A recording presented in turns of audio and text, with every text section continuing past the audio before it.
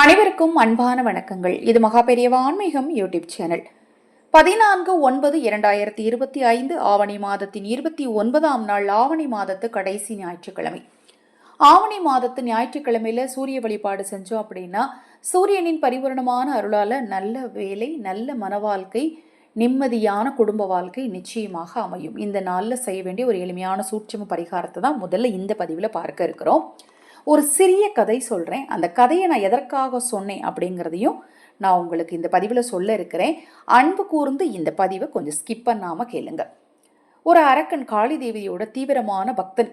காளி தேவிகிட்ட நான் ஆதிபராசக்தியை அழிக்கணும், எனக்கு அதற்கு தேவையான ஆயுதத்தை கொடு அப்படின்னு கேட்ட உடனே, என்னுடைய தீவிரமான பக்தன் நீங்கள் இதை செய்ய வேண்டாம், நான் ஆயுதம் கொடுக்க மாட்டேன்னு சொல்லும்போது, இல்லை எனக்கு கண்டிப்பாக வேணும், இல்லைன்னா நான் இறந்து போயிடுவேன், என்ன நானே அறுத்துக்குவேன்னு சொன்ன உடனே, சரி நான் என்கிட்ட இருக்கக்கூடிய எந்த ஆயுதங்களும் தரமாட்டேன், ஆனால் நான் உங்களுக்கு ஒரு விஷயம் சொல்கிறேன், அதை வேணா செஞ்சு நீங்கள் ஆதிபராசக்தியை அழிச்சுக்கோங்க அப்படின்னு சொல்கிறாங்க. என்ன வார்த்தை சொல்கிறாங்க அப்படின்னா, ஆதிபராசக்தியை பார்த்து அவங்கள நீங்கள் எவ்வளோ திட்ட முடியுமோ, என்னென்ன வார்த்தைகளால் உங்களால் பேச முடியுமோ அவ்வளோ பேசுங்க, அதிலே அழிவு உண்டாகும் அப்படின்னு சொல்கிறாங்க. ஏன்னா அழிக்க முடியாது, அது தெரிந்துதான் காளி தேவியை அப்படி ஒரு வரத்தை சொல்கிறாங்க. சொன்ன உடனே அவர் அதை பிளான் பண்ணி வச்சிடுறாரு. மேலேருந்து ஆதிபராசக்தி ரொம்ப அழகாக கீழே இறங்கி வராங்க. அவங்கள பார்த்த உடனே இவர் என்னென்ன வார்த்தை தெரியுமோ அவ்வளோ வார்த்தையிலையும் திட்டுறார். திட்ட திட்ட திட்ட என்ன ஆகுறாங்க அப்படின்னா, நிலை குலைந்து போகிறாங்க. நிலை குலைந்து போய் ஒரு சிறிய குழந்தையாகவே ஆயிடுறாங்க. அவங்களுக்கே அவங்க மேலே இருக்கக்கூடிய கான்ஃபிடென்ட் போயிடுது அப்படிங்கிற அளவுக்கு அவங்க ஆயிடுறாங்க. அப்படி இருக்கும்போது அவர் நினைக்க ஆரம்பிச்சிடுறாரு. என்ன நினைக்க ஆரம்பிச்சிடுறாரு, நம்மளால் ஆதிபராசக்தியவே அழிக்க முடியுது அப்படின்னு நினைக்க ஆரம்பிச்சிடுறாரு. உடனே இன்னும் கொஞ்சம் பேச ஆரம்பிச்சிடுறாரு. நீ நல்லாவே இல்லை, நீ அழகாகவே இல்லை, உன்னால் எதுவும் முடியாது, நீ அப்படி நீ இப்படி, இதை மாதிரிலாம் பேசின உடனே ஆதிபராசக்தி நிலை குலைந்து போயிடுறாங்க. அப்போ அங்கேருந்து சிவன் வரார்.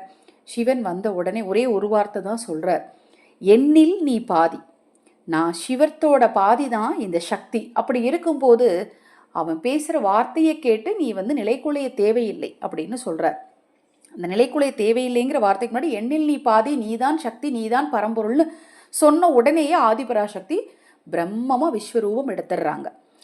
அப்போ அந்த அரக்கனால் ஒன்றும் பண்ண முடியல ஆதிபராசக்தியை. திருப்பி என்னமில்லாமல் பேசி பார்க்குறாங்க, பேச்சு எடுபடலை, போயிடுறாங்க. ஸோ அழிக்க முடியல.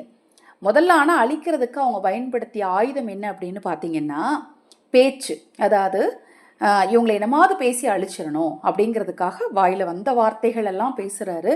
அதற்கு தகுந்த மாதிரி அன்னை ஆதிபராசக்தியே நிலை குலைஞ்சு போகிறாங்க. அப்படி இருக்கும்போது நம்ம எல்லாருமே சாதாரணமாக ஒரு குடும்பத்தில் இருக்கக்கூடிய பெண்கள் சில வார்த்தைகளுக்கு நம்மளுமே ஐயோ இப்படி பேசிட்டாங்களே, அப்படி பேசிட்டாங்களே அப்படின்னு யோசிப்போம். ஆனால் அப்படி யோசிக்கும் போதெல்லாம் நினைங்க, நீங்கள் தான் பெரும் சக்தி. ஒரு வீட்டில் இருக்கக்கூடிய ஒவ்வொரு குடும்ப தலைவன்லையும் பாதி நீங்கள் தான் ஒரு குடும்பத்தோட பெரும் சக்தி நினச்சிங்கன்னா மற்றவர்கள் பேசக்கூடிய தீய சொற்களும் தீய வார்த்தைகளும் எந்த விதத்துலையும் உங்களை குறைவடைய செய்யாது. இப்போ நான் காரணம் சொல்கிறேன். இது எதற்காக சொல்கிறேன் அப்படின்னா, கடந்த சில நாட்களாக நிறைய ராங் கமெண்ட்ஸ் வருது. ராங் கமெண்ட்ஸில் என்ன வருதுன்னா, இப்படிலாம் செய்யக்கூடாது, அப்படிலாம் செய்யக்கூடாது அப்படின்னு. அந்த காலத்தில் வரமிளகா சுற்றி திருஷ்டி கழிப்பாங்க. நம்ம குழந்தைங்கிட்ட அதை சொன்னால் மிளகா எல்லாம் திருஷ்டி கழிச்சு சுத்து போடுவாங்களா அப்படின்னு கேட்பாங்க. கற்பூரத்தை எரிச்சு நிறைய புகை வந்துச்சுன்னா திருஷ்டி எல்லாம் கழிஞ்சிருச்சுன்னு அர்த்தம்னு எங்கம்மாவும் உங்கம்மாவும் சொல்லியிருப்பாங்க. ஆனால் நம்ம பிள்ளைங்க அதை கேட்பாங்களா? எங்கள் கற்பூரத்தை பொருத்தி வச்சாலும் புகைதாம்மா போகும்னு நம்மளுக்கு சயின்ஸ் கிளாஸ் எடுப்பாங்க. ஸோ நம்பிக்கை அப்படிங்கிறது அடிப்படை என்ன அப்படின்னா, நம்ம புரிதல், நம்ம ஒரு விஷயத்தை எப்படி புரிஞ்சுக்கிறோமோ அதுதான் நம்பிக்கையாக மாறுது. அதுதான் நம்மளுடைய சக்ஸஸ்க்கு ஒரு வழிகாட்டியாக அமையுது. அதனால் நீங்கள் நான் சொல்லக்கூடிய விஷயத்தில் எது உங்களுக்கு சாத்தியமோ, எதன் மேல் உங்களுக்கு நம்பிக்கை இருக்கோ, நம்பிக்கை இருந்தால் செய்யுங்க. நம்பிக்கை இல்லை அப்படின்னா உங்களுக்கு மந்திரம் சொல்கிறதுல நம்பிக்கை இருக்கா, தாராளமாக தினம்தோறும் மந்திரம் சொல்லுங்கள், தவறே கிடையாது. அதுவும் நல்ல விஷயம்தான். தினம்தோறும் மந்திர வழிபாடு, தீபம் ஏற்றுறது, இது மாதிரி விஷயங்களையும் நம்ம சேனலில் நான் சொல்லிட்டு தான் இருக்கிறேன். இது மாதிரி விஷயங்கள் எல்லாத்தையுமே தாராளமாக ஃபாலோ பண்ணுங்கள். அதற்காகத்தான் இந்த கதையை சொன்னேன்.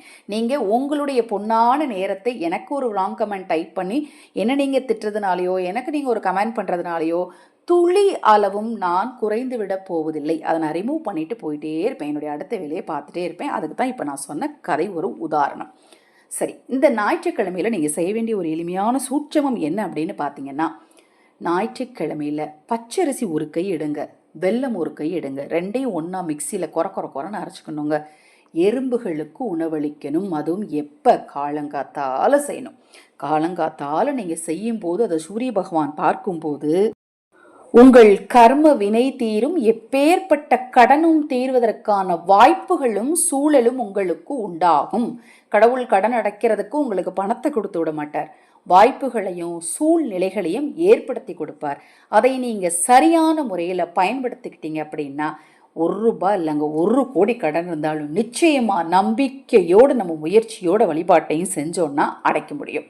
இப்போ நான் சொன்ன இந்த பதிவில் உங்களுக்கு சந்தேகம் இருந்தாலும், அக்ஷயபாத்திரம் உணவளிக்கும் திட்டத்தின் மூலம் ஆதரவற்றவர்களுக்கு உணவளிக்க விரும்பினாலும் 9366922042 இந்த வாட்ஸ்அப் எண்ணுக்கு தொடர்பு கொள்ளுங்க. இந்த நாளில் நிறைய சூட்சமங்கள் இருக்குது. நான் போடக்கூடிய பதிவுகளில் எது உங்களுக்கு நம்பிக்கை இருக்கோ, எது உங்களுக்கு சாத்தியமோ அதை தவறாமல் நாளை தினத்தில் செய்யுங்க.